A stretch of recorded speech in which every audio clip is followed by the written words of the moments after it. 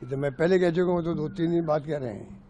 मैंने तो पहले ही कहा, हम बचपन में इनके घरों में आते जाते थे आपस के अंदर, और दोनों बच्चे की तरह थे। तो यही उन्होंने ठीक कहा, कोई बुरी बात नहीं कही है। और मैंने जो कुछ कहा है वो मैंने दिल से कहा है। मैंने तो किसी के बारे में आरोप नहीं लगाया उस दिन। मैंने उस दिन जो कुछ कहा है, आप देखेंगे अगर वर्बेटम पढ़ करके, तो मेरे आरोप किसी पे नहीं थे। जो जो घटनाएं होती गई, एक बार मैं देश के सामने रखना चाहता था, क्योंकि देश में एक मैसेज बन गया कि भाई अशोक गहलोत मुख्यमंत्री रहने के लिए कांग्रेस अध्यक्ष पद स्वीकार नहीं किया। ये बहुत बड़ा एक प्रकार से आरोप समझ लीजिए, या समझ लीजिए कि एक परसेप्शन बन गया था।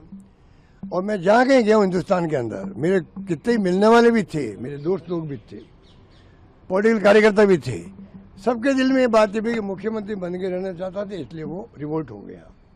सच्चाई दूसरी थी। तो मैंने उस दिन जो है अपनी बातें जो मेरे दिल में थी, मैं जुबान पर लाया।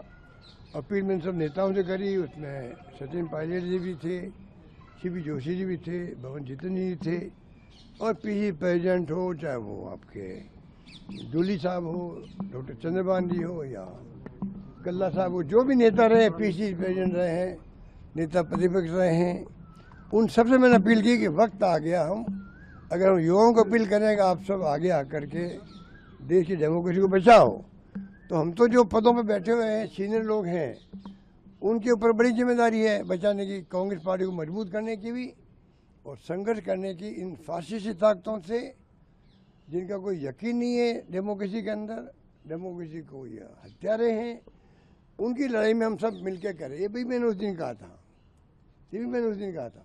मेरा वर्बेटम जो पढ़ ले, मान लो कोई नेता पढ़ ले, कोई कार्यकर्ता पढ़ ले, समझ जाएगा कि मैंने दिल की बात कही थी, और मैंने फैक्चुअल पोजीशन हर चीज़ की सामने रखी थी।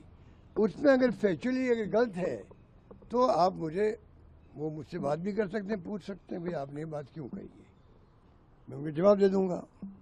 तो बाकी मैंने सिर्फ फैक्चुअल पोजीशन जो मेरे दिमाग में है, वो मैंने सिर्फ रखी है, मीडिया के माध्यम से पूरे देश के सामने रखी है, कि कोई ऐसा नहीं, वो पद मैंने उस दिन भी कहा था, वो इतना महत्वपूर्ण पद था, वो कौन छोड़ता उसको, बताइए, जिंदगी के अंदर।